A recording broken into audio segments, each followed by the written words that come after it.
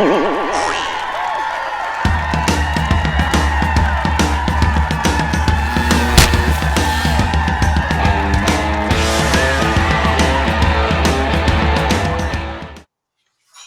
everybody. Welcome to another Comic Source Comic Boom collaboration. If you're watching us on YouTube, you'll know by all the awesome graphics that Rocky put together.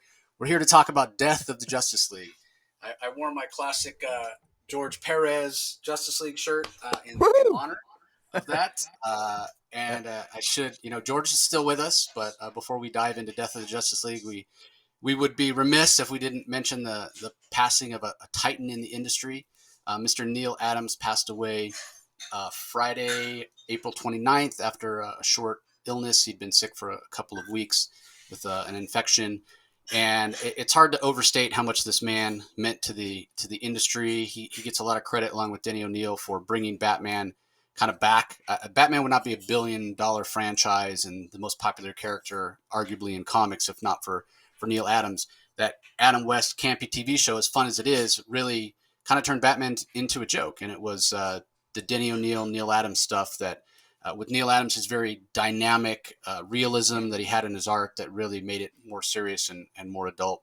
And whether comics are too adult now or not is a discussion for another day. I guess you could blame Neal for that. But beyond his contribution as an artist, this man was a champion for creator rights. The fact that there is an original art hobby now where you can collect original art, that's because of Neal. Neal was the one that said, hey, these artists should be getting their original art back. Before that, it was thrown away, or it was shredded, or it was just given to people that came to do tours of the offices, whether Marvel, DC, what have you. Royalties, profit sharing, all of this stuff. Neal, that was the advantage he had of being such a popular artist, such a fantastic artist, was that he could speak up for the little guy. Maybe somebody further down the totem pole says something and they'd be out of a job.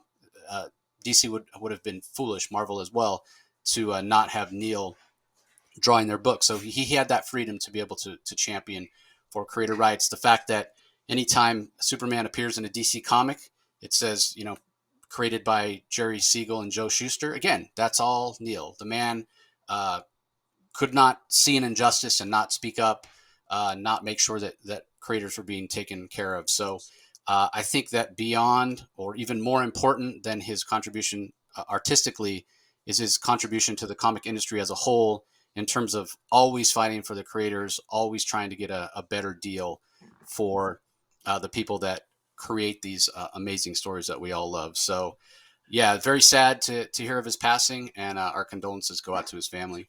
Anything you want to add about Neal Adams there, Rocky? Yeah, he's a legend. You said it all. I just wanted to show off. I did get one thing. He always was very aggressive with his pricing at Comic Cons, Neal Adams, and deservedly so. At the time, I bit the bullet and I got his sign. I got it signed. The hardcover is Muhammad Ali versus Superman, where he drew a nice sketch on the cover. And I'm so glad I got that now. It's definitely one of the gems of my collection. I have the original as well. And I know that Neal Adams, I believe he said at one point I think that was one of his favorite creative endeavors, was the Superman versus Muhammad Ali. So I'm glad I got that. And go ahead. That cover, that's kind of a gatefold, not a gatefold, but a wraparound cover on the original with all the guys in the audience.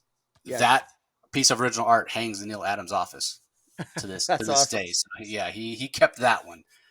So yeah, I too as well have some signed Neal Adams things. I have this DC poster book that has some of the most iconic covers from DC, and he signed a few things. Obviously, the famous cover of Green, two of them, the Green Lantern, Green Arrow, the drug cover with Speedy using drugs, and then the one with Green Arrow shooting the lantern as Green Lantern's about to charge his ring.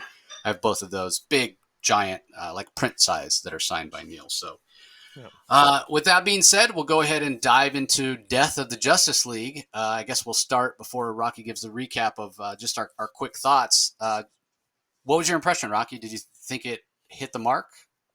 Well, for me, it did. I hope it does for new readers. It was absolutely more action packed. It was less. It focused less on maybe explaining the full plot. And I like that because I've been reading Infinite Frontier and Justice League Incarnate. I didn't need a detailed recap. So I loved the adrenaline rush of it. This felt visceral. It was fast paced. There was no prep time. The Justice League were plucked from where they were, and boom, suddenly no prep time. Batman, no prep time, and suddenly you're facing the Dark Army, the greatest army in the history of the DC multiverse, and they held their own. But ultimately, of course, we know what happens. It's on the title. But I really liked it. I enjoyed it, and I hope people pick this up. I hope other people did too. What were your first impressions? I have mixed feelings. As as a standalone, I agree with your sentiment. Right, action packed, a lot of fun. If you've been, reading Infinite Frontier and Justice League Incarnate, this made total sense, and it was fantastic. Um, but on the other hand, not every people are going to pick this up just Yeah. because they see that amazing cover, the acetate cover. So you open it up and you see that Death of the Justice League clear, and then it's got the full. Uh, yeah, there you go. It's got the full scene behind them, and so yeah, there's people that are going to pick this up because they see Death of Justice League. Oh, what's going on? But this isn't, unfortunately, a comic where you can pick it up and just hit the ground running and kind of understand. You can try to just go with the flow and enjoy it, and I think that is possible because it is an action-packed story. But yeah, I think editorially there are some problems with it, and I don't want to say specific to this book, but DC in general right now, and I'll talk about that after you give the recap. So yeah, I think if I just look at it on its own without thinking about any kind of outside factors, yeah, I enjoyed it. I thought the art was fantastic, and maybe didn't land as poignantly. These deaths didn't land as poignantly. Maybe not quite done as, and I think it ties into my other critique, which I'll get into later. It didn't land with the impact of the death of Barry Allen or Supergirl in the first Crisis, or even the death of Superman, which I think it's the 30th anniversary, right? Wasn't it 1992? Yeah, 30th anniversary of the death of Superman. That's right. Yeah. In Superman 75, and now we have Justice League 75 with the death of the Justice League. So yeah, I mean this death certainly, and again, it's a lot of people, and they don't all die the same way. So, but yeah, I would have liked if it landed a little bit more. I mean, you'll see it when we get to it, but it's almost like, oh, they're dead, like almost anticlimactic in a way. I mean, Batman, Superman, and Wonder Woman all get killed on the same page. They don't even warrant their own individual pages when they die. So Yeah. yeah, so mixed feelings, but overall, I'd probably give it like a 7.5 out of 10, maybe an 8. So Yeah. I agree. Yeah. No, it's good. Well, look, for those who are living under a DC rock and haven't been following this, it can be summed up rather succinctly that there's a great darkness that has existed throughout the multiverse, all through the various crises, and the great darkness has basically slowly ebbed and flowed, and ultimately escaped. And through the adventures of following Death Metal, through the what happened with Infinite Frontier, with Death Metal, Infinite Frontier, and Justice League Incarnate, the forces of Justice League Incarnate were unsuccessful in preventing the Great Darkness from escaping, and ultimately the Great Darkness, led by Pariah, has essentially created a dark army, and that's really all you need to know leading into this. And Pariah is an individual who lost his Earth in the original Crisis, and he wants to bring his Earth back and create peace to the multiverse. But he's gone insane, and he thinks that he can create peace through the multiverse by controlling the Great Darkness and creating a dark army. And this issue is essentially the Justice League Incarnate, President Superman, calling upon and plucking out of their various adventures on the first page, really plucking Black Adam and Batman and Wonder Woman, etc., Zatanna, Martian Manhunter, Green Arrow, Aquaman, plucking them away from their adventures that they find themselves in to bring them to the Hall of Heroes, where President Superman, Calvin Ellis, explains to them, look, this is what happened. The Great Darkness has escaped. We need to prepare. And boom, before they can prepare, I mean, you have great dialogue. Joshua Williamson does a good job weaving dialogue, particularly probably the strongest point, probably in terms of character work, is probably the character work and the dialogue between Black Canary and Green Arrow, which really plays itself out as Green Arrow ultimately is one of the first to perish. This is a spoiler review after all. Surprise, surprise, they all die. It's on the title. So there you go. You've been warned. That the passing of Green Arrow, I think, maybe perhaps had the most emotional impact to the degree that there was emotion in this comic, and there was. And Black Canary, very powerful in her own right. Green Arrow taken out by Doomsday, quite something. But anyways, they're at the Hall of Heroes, home of the Justice League Incarnate, and there's again, it's a really great scene. You could tell something is up. I love the double page spread initially of the Hall of Heroes. It reminds me of the classic Justice League, Justice Society team ups with the circles and the bubbles with the various players on both sides. We got Justice League Incarnate up top on the bottom and Justice League members up top, and it just reminds me of the classic JLA JSA team up, which was harkens back to the earlier days of the multiverse pre original Crisis.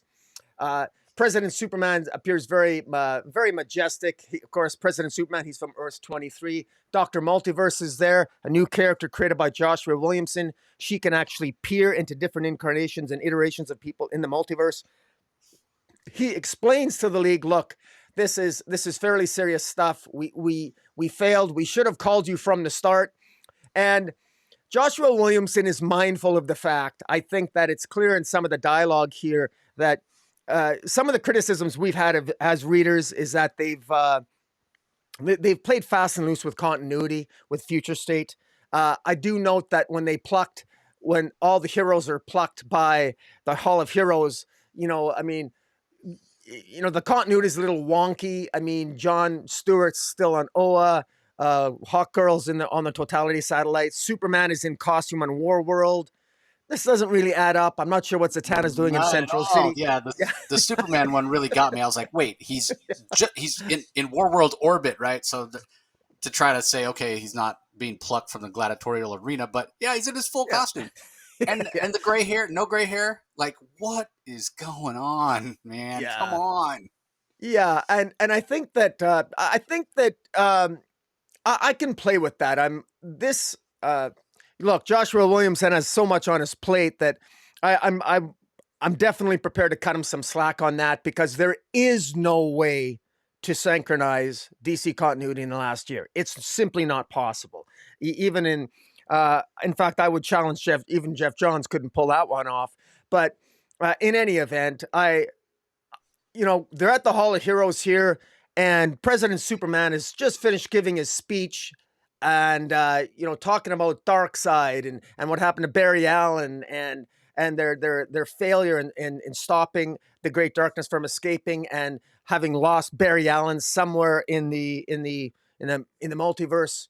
And just before they can prepare, Calvin Ellis tells Wonder Woman that the Spectre is dead. And Wonder Woman says something interesting.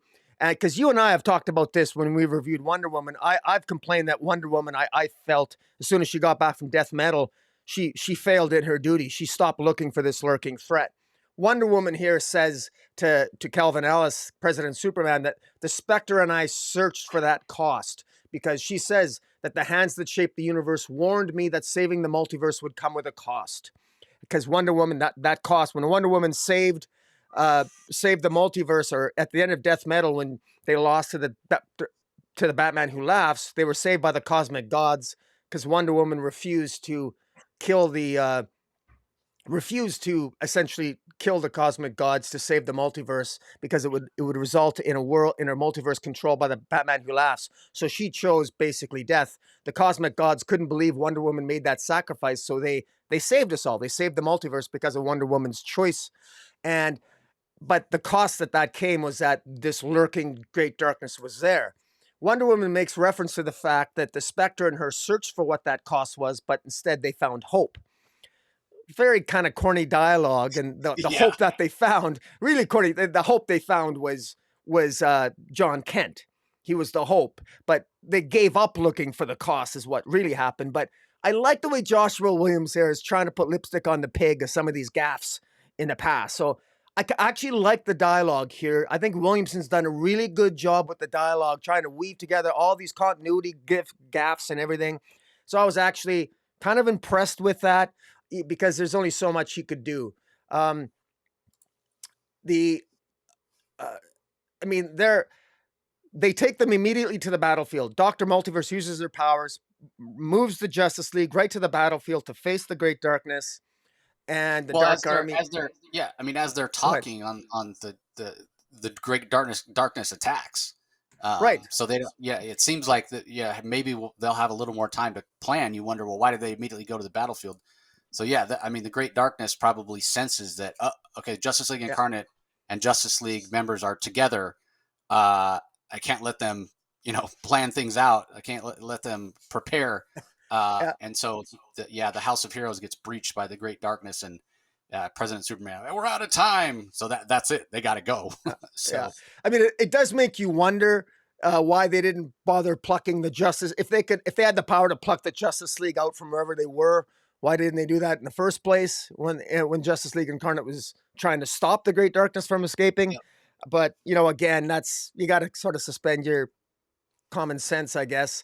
yeah, In any event, so they end up facing Pariah, and Pariah's there. Superman almost reaches Pariah because Pariah wants to bring back his world, and in his own twisted way, thinking that he can utilize evil and great darkness to achieve peace and bring back his own world that was destroyed in the original Crisis in Infinite Earths back in 1985. And uh, in any event, he believes that the great darkness has shown him the way. And there is the Dark Army looks amazing. Unfortunately, on YouTube here, the program I'm using, we can't do it justice because I want you guys to go out and actually buy the comic. It's a fantastic double page spread here. Sandoval on the art does a great job. Tarragona on the colors and Herms. I mean, I really enjoyed the art. I thought the art was amazing. I mean, I enjoyed it, and I hope that people are appreciate it. The double page spreads are great. There's a fantastic spread with the Justice League attacking the Dark Army. The double page spread is fantastic. I even used it for some of the thumbnails I did for those watching on YouTube because it's just made for a perfect thumbnail. It's just I love it. I love playing with the thumbnail. I love good art. I love great art. When a comic book, when I can play with the thumbnails, I had a great time. I love the tactics and the strategy used. I thought Williamson done a really good job here showing the different phases of the battle, who is fighting who broke off and fought each other. Batman and John Stewart fighting Necron, and then we have Avery fighting Neuron, and we've got Eclipso fighting I guess one of the Earth 8, Earth 8, the Thunderer, Thunder. Doomsday. Yeah, Yeah, Doomsday versus Aquaman, Superman, of course, versus Darkseid, Wonder Woman versus Ares, and as they're battling their opponents, they soon realize that these opponents are not bringing their A game. Darkseid is not fighting like Darkseid. Ares is not fighting like Ares. Their fighting styles are different. It's clear that they're not quite as strong. They're not themselves. They're not themselves, and they're not necessarily fighting with the same tactics as they used to. So it becomes clear that Pariah is controlling them through his use of the great darkness. And there's a pivotal scene where Darkseid manages to escape the mental control of Pariah, and he warns Black Adam, says the war is already over, Black Adam. The Justice League cannot win. Your only chance of survival is to. But before he can say anything, the Great Darkness snaps his mouth shut and takes control of him again. So it is clear that Darkseid actually is doing this against his will. We know that already. This isn't a surprise for those of us who have read Infinite Frontier and Justice League Incarnate. We know that Darkseid was subsumed by the Great Darkness. Darkseid made a huge mistake. He greatly underestimated the power of the Great Darkness. He went into the Great Darkness thinking that he was the end all and be all because Darkseid is. Well, Darkseid is not as powerful as the Great Darkness, and that was made very clear. And in any event, that's a revelation in and of itself, that that this dark army, as powerful as it is not itself. And so within that lies potential for the future, that they probably, this great dark army probably resents being controlled by Pariah, which will come back to haunt Pariah during Dark Crisis, I would imagine.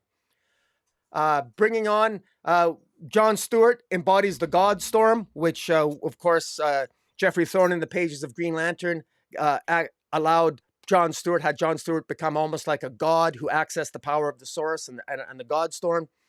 And one thing that's I thought was quite kind of cool here. The fanboy in me was cool. The Quintessence was brought back to life.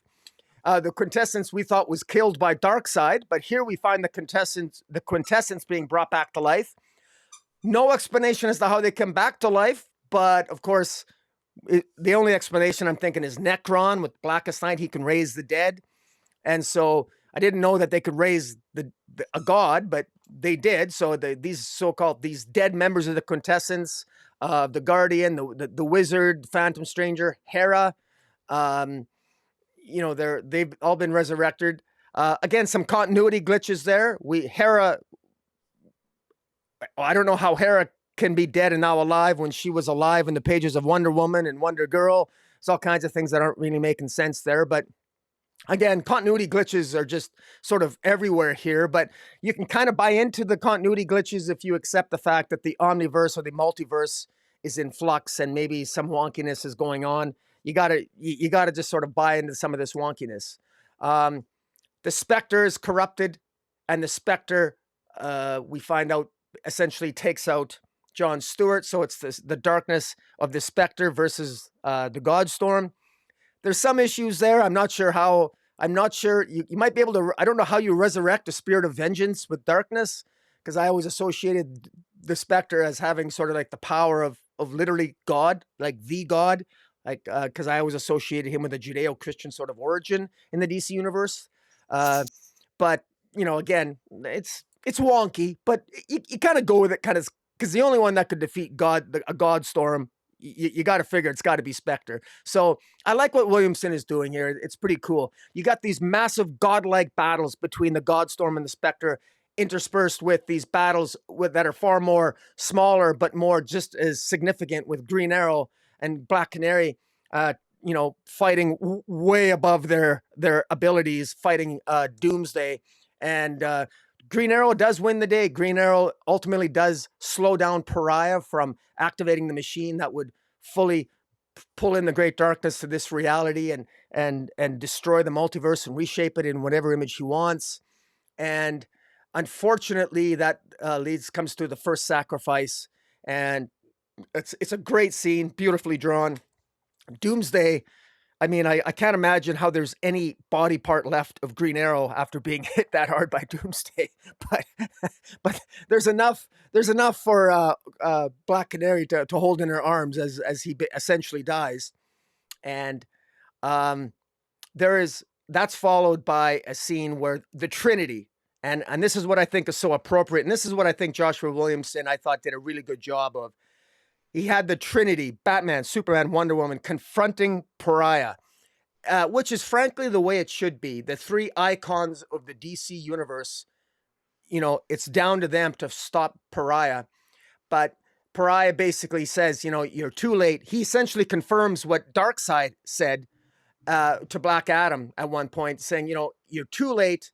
And not only is it too late, but Pariah then shoots some kind of energy at the Trinity, and it basically seems to, it has the same impact on them as the death of Barry Allen in the original Crisis. And that's what I find very, very interesting.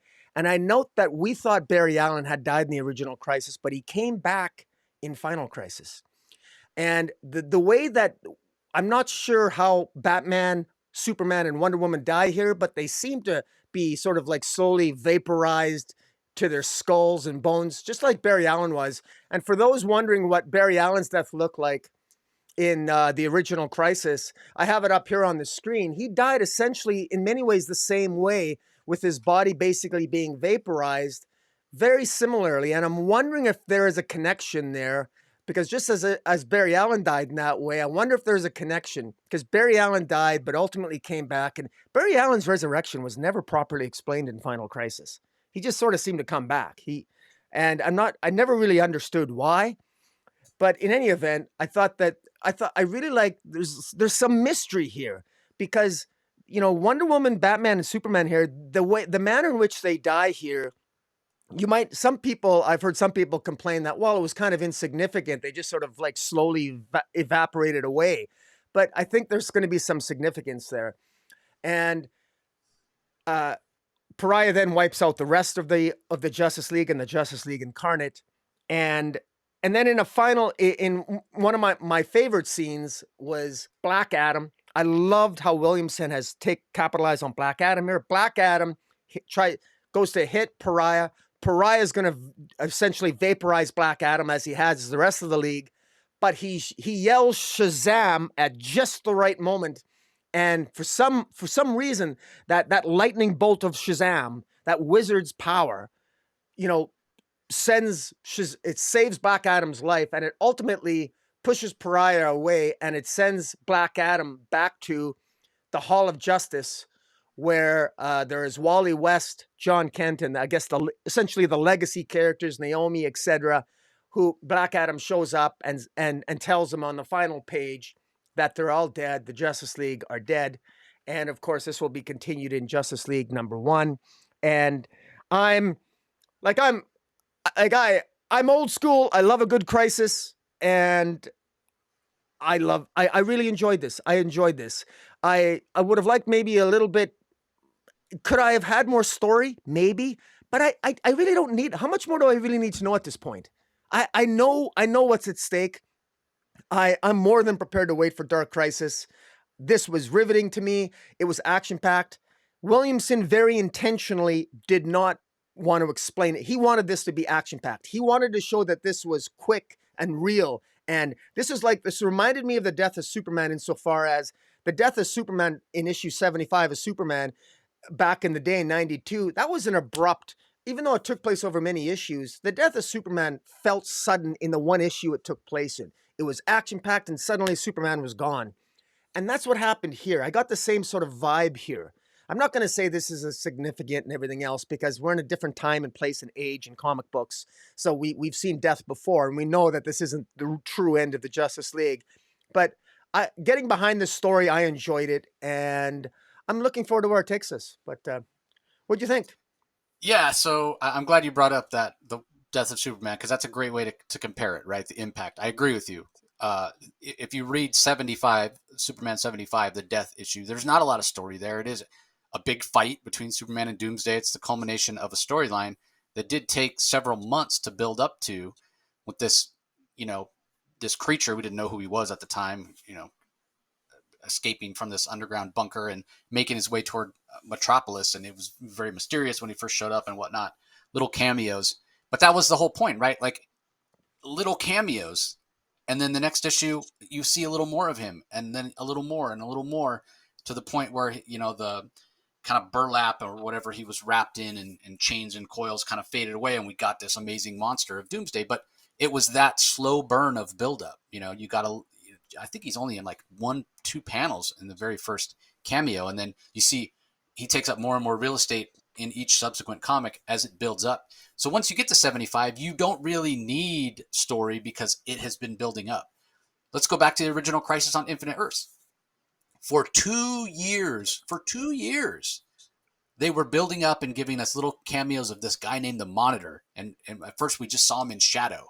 And Harbinger was his kind of messenger that was going out. And again, we got closer to 1985, you got more and more context for this guy, the Monitor, and it felt like it was building to something big.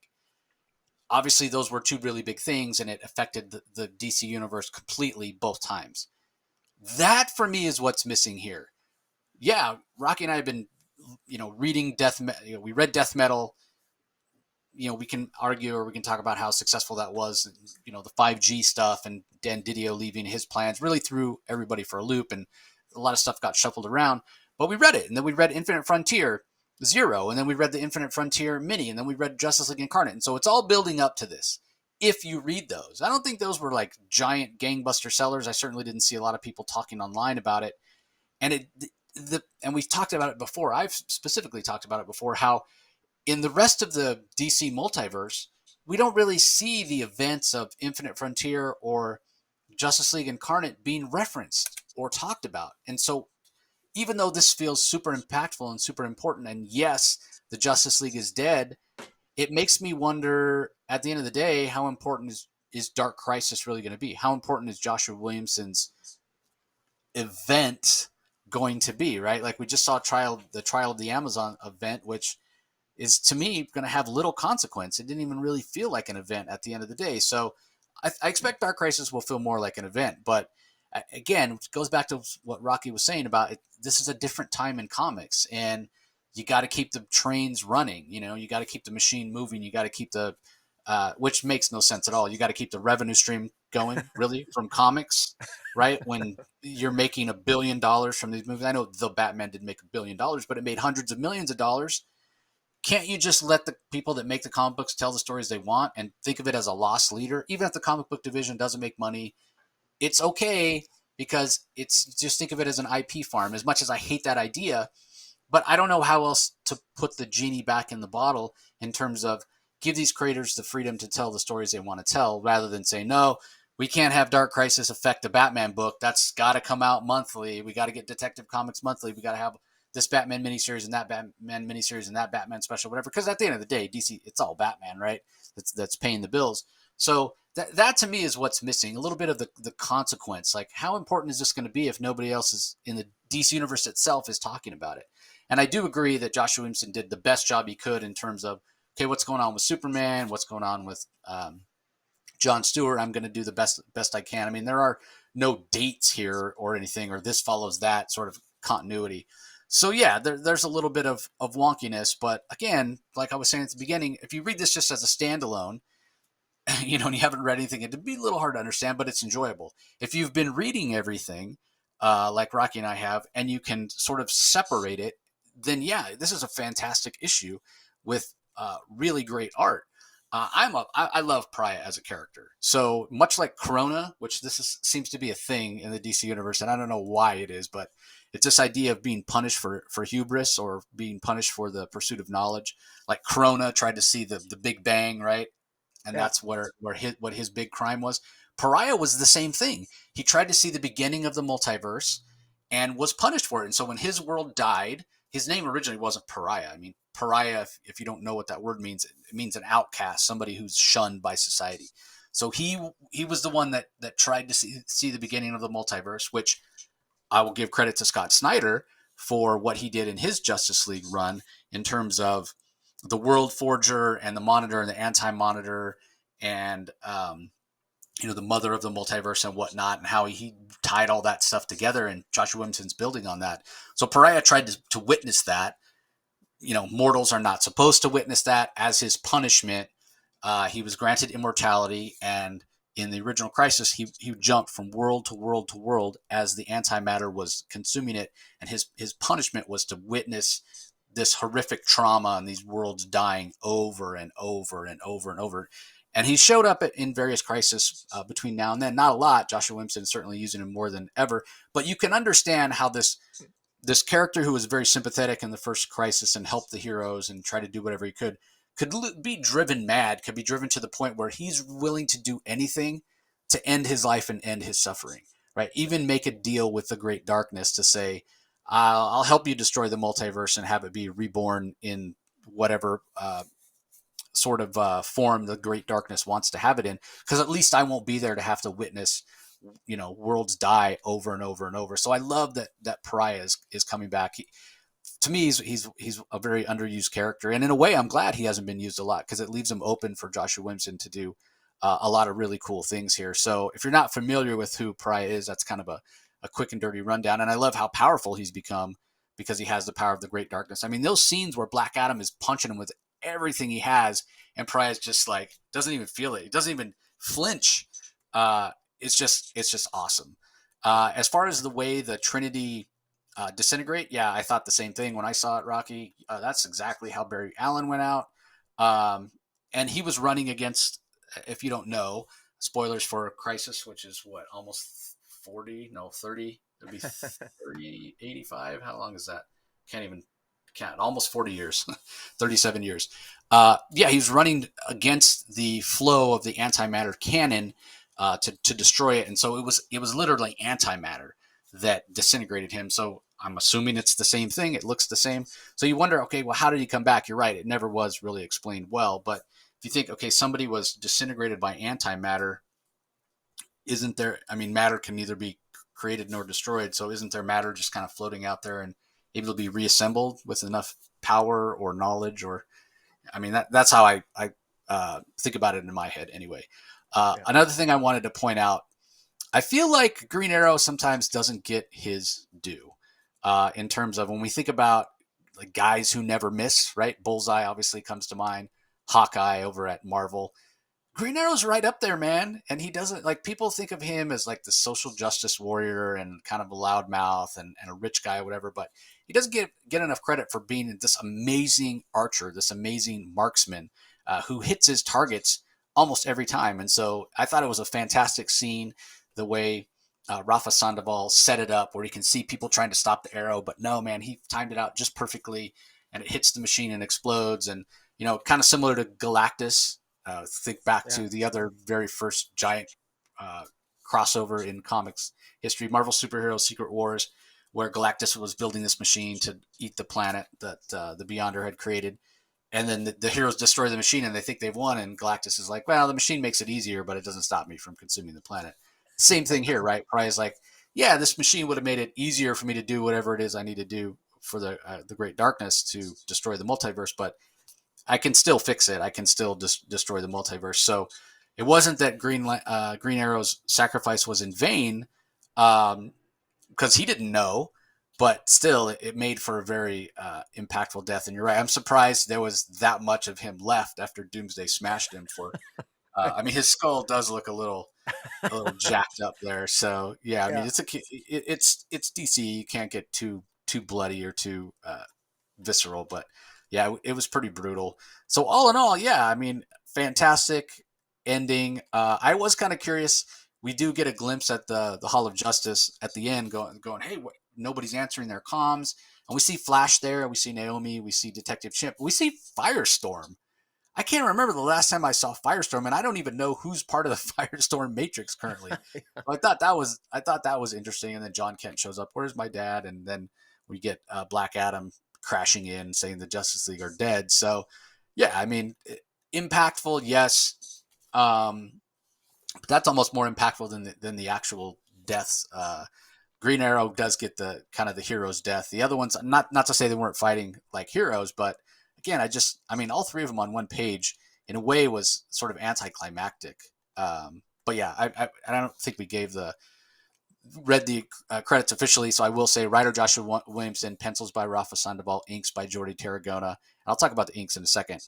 Colors by Matt Herms, which I think Rocky mentioned. Very, very primary, very bright colors, especially for the explosions and like the lightning with Black Adam. I thought that was all really, really done well. Letters are by Josh Reed. As far as the inks go, Jordi Tarragona, there are times where the inks get a little there's a little ink spatter. There's a little more sort of cross hatching. It just the inks get a little more messy in the backgrounds when they're on that world where they battle, and I think it's obviously done purposefully, and I think the effect of it works very, very well. Like when they first get there, Aquaman asks, he's like, "My gods, what is this place?" And Doctor Multiverse says, "Ruins of a dead multiverse." To me, that is why that world looks the way that it looks. Why the inks by Tarragona look the way they look. This is a world that's already been consumed by the multiverse. It's dead. There are a lot of shadows, and obviously the Dark Army is there as well. So I would expect it to look um, a little scritchy, a little bit of ink splatter here and there. And I've talked about it a lot, especially when in terms of Batgirls, how I don't care for it because it makes it overly dark. But again, this is a Yeah. world that's been killed by the dark multiverse, so I expect it to look dark. So More you can appropriate. really, Yeah, exactly. Very appropriate. You can see it if you put up the page, Rocky, where Darkseid swings Superman around and smashes him into the ground. The panel right below that, on either side, where he's staring at the camera and it says "New God," you can see the ink spatter. Yeah, that page right there. So you can see the ink spatter in the background on kind of the Yeah. extremes of that panel, and that's Certainly. present throughout. You might not Oh always yeah, it's notice it. it's almost every page. There's ink Yeah, splatter during the battle, and I think it conveys it almost conveys it the idea of blood because it looks like blood spatter. Like even though it's not always blood, but the fact that it's black and it almost looks like blood spatter, I think it adds to the effect a little bit because it's messy in a very visceral kind of way, and it makes you feel that there's more at stake and that this is an ugly, dirty fight with consequences. So it really does work. yeah. And the other thing that it conveys, like if you go to the next page, um, where yeah, where the scene you described, where Darkseid kind of breaks free of the control of the Great Darkness, but then the Great Darkness reasserts control. That darkness is all around them, so that's a lot of what the splatter is as well. Like you can see it in those three panels where Darkseid is free, and then his mouth clamps shut, and then he fires off his omega beams. So yeah, I would be remiss to not call out Jordi Tarragona's work, because it works really, really well. And yeah, this does get me excited for Dark Crisis. We'll see how it all plays out. Yeah, no, I agree. Good. Yeah, it's going to be. I don't know when is Dark Crisis. Is that in June? Or I it's believe. free comic book day, isn't it? Don't we get a tease in free comic book Yeah, we day? get I think we get a zero issue on Free Comic Book Day. Let me look it up right now. Yeah, haven't gotten the preview copy of it yet. Yeah, April 26th is Justice League 75, and then Dark Crisis. Yeah, in June, DC is going to launch Dark Crisis Justice League, I'm sorry, Dark Crisis Young Justice 6-issue limited. It takes place concurrent with the events of Dark Crisis. Yeah. Flash has a 3-issue arc.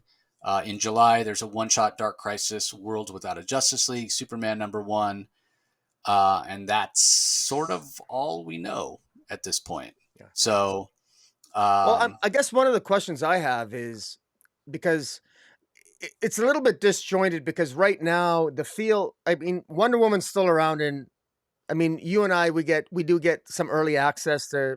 We know in the next few weeks, while we're reading Wonder Woman and Superman and Batman, they're still around, and yet they've died in this issue.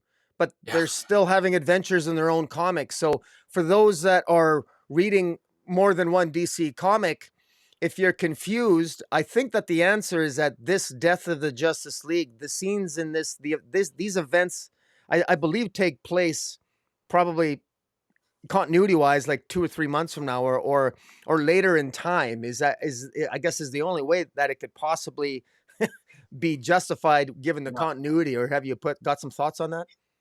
yeah. Well, it goes back to what I was saying before. You got to keep the trains running.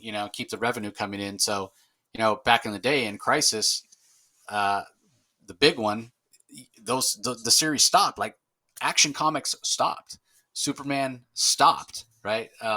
Didn't have those titles anymore. So, yeah, I got to think that they they didn't have somebody to go on Justice League. Yeah, it's 75.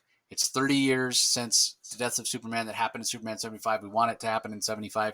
Is it a couple months early? Yeah, it probably is.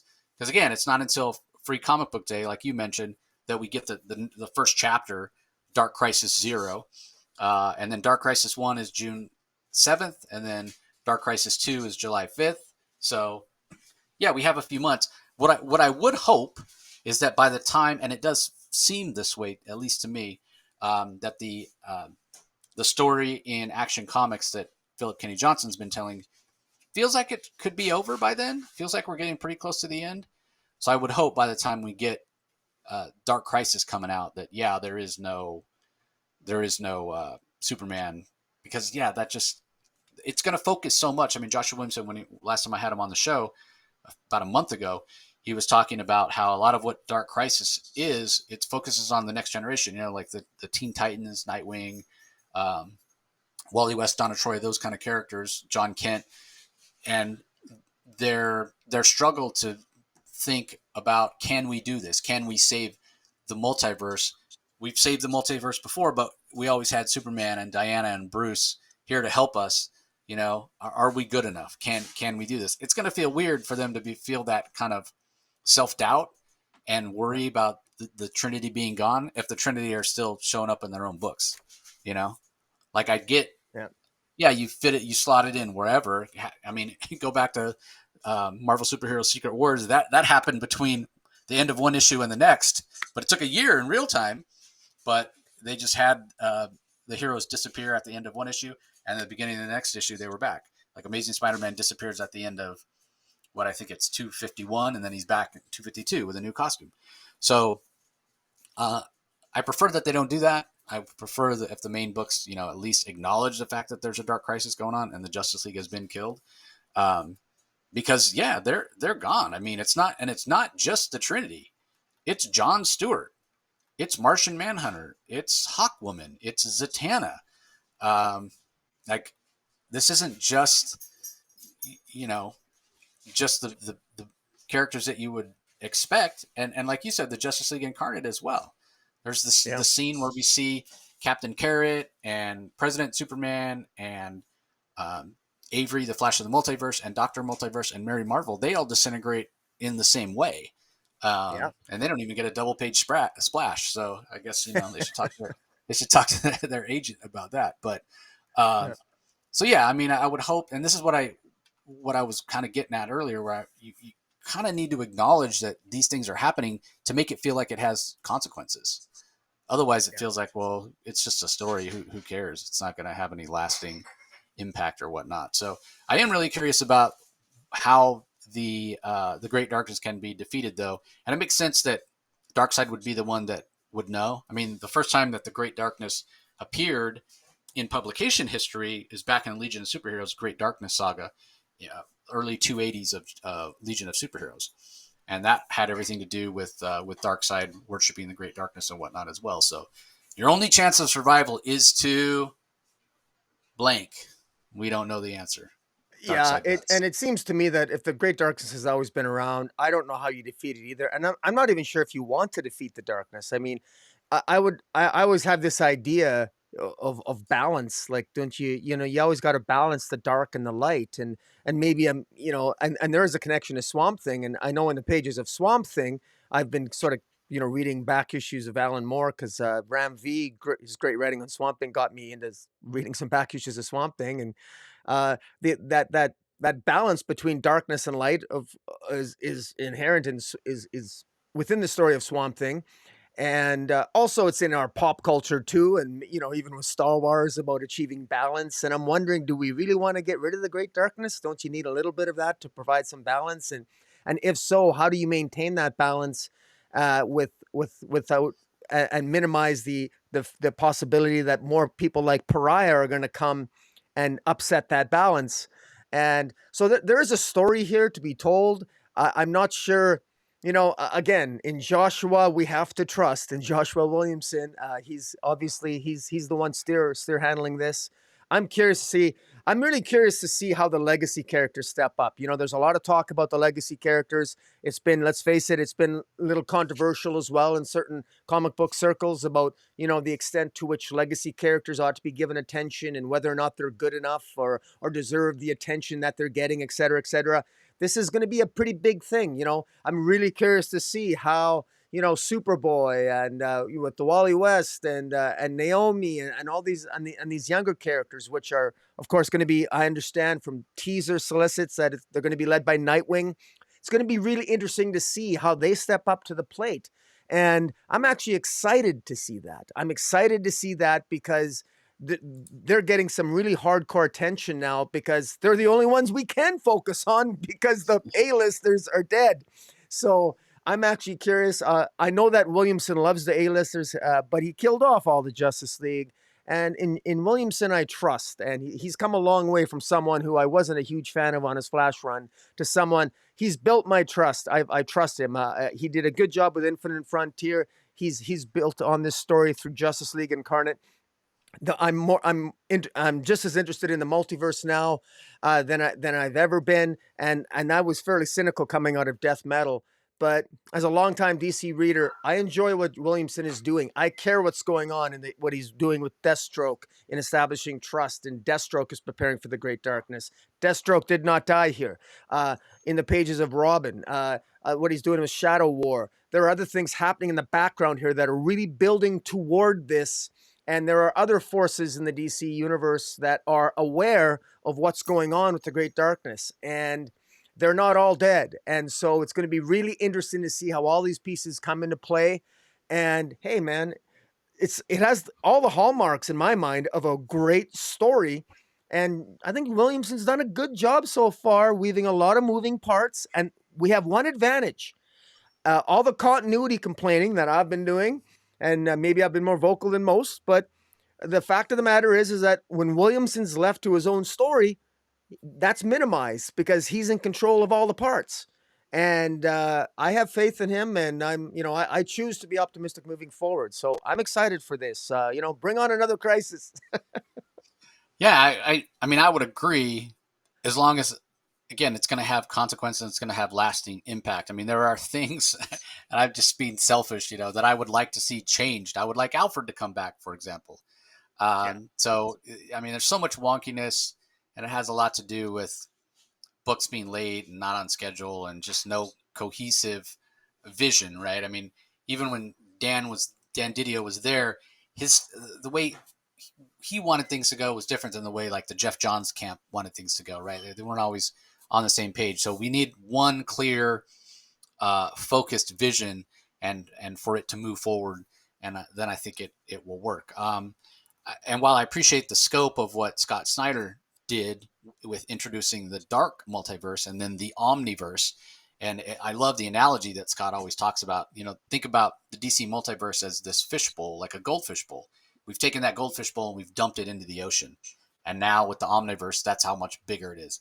I kind of think that's too big. And there's such a thing as having too much creative freedom. I mean, you do need to have some structure.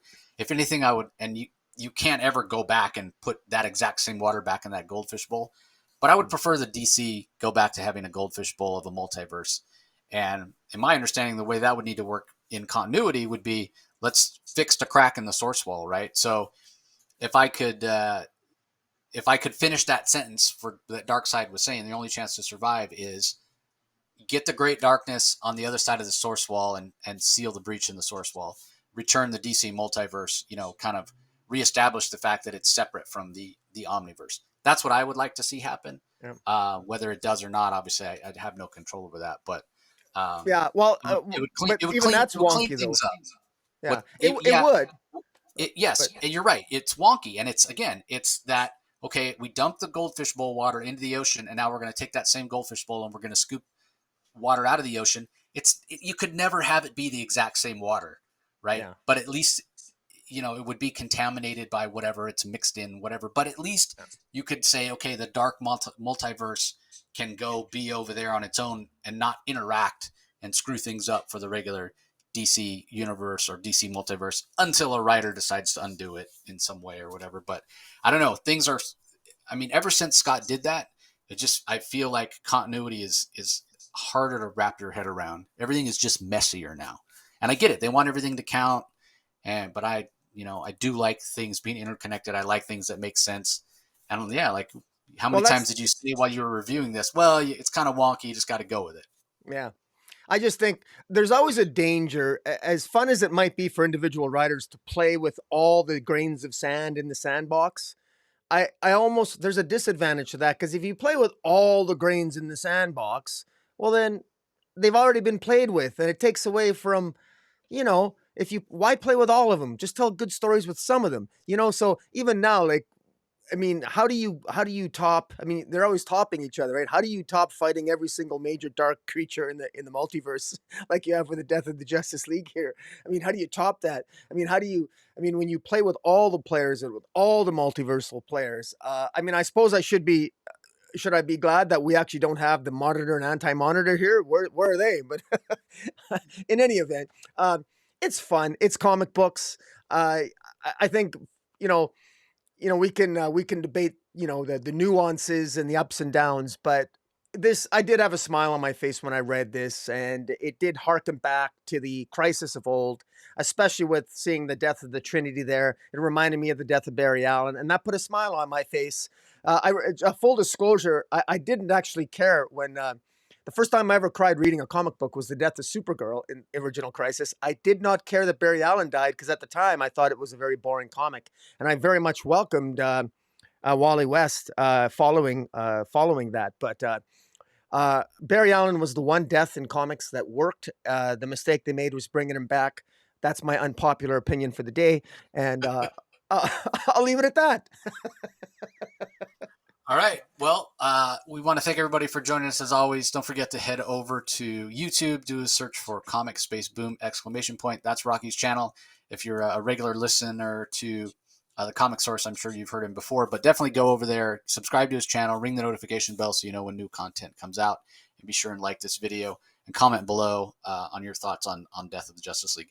Conversely, if you're a big fan, already subscribed to Rocky, always check out our episodes and collaborations on YouTube. Please go over to your favorite podcasting app or platform and do a search for the Comic Source and subscribe so you don't miss out on any of the audio-only content that I put out on pretty much a daily basis. So we hope you guys enjoyed this. Hope you had a chance to check out our DC Spotlight. For last week, we'll have another DC Spotlight coming up this Tuesday. DC's doing a lot of things right currently. As much as we might have little nitpicks here or there. The only reason that we have the nitpicks is because we do care. So, with that being said, you got anything coming up, Rocky, that you want to tease? Well, I did just recently did a video on stuff I picked up at the Calgary Expo. I was at the Calgary Expo last week. That's why I missed doing the reviews with you for the majority of DC last week for the week of April 26th. But I had a great time, and I just showed off some of the stuff that I bought. So it was just a fun video that I put together, and yeah, I'm looking forward to getting back in the groove, and we'll be reviewing Trial of the Amazons after this, and people can watch that as well.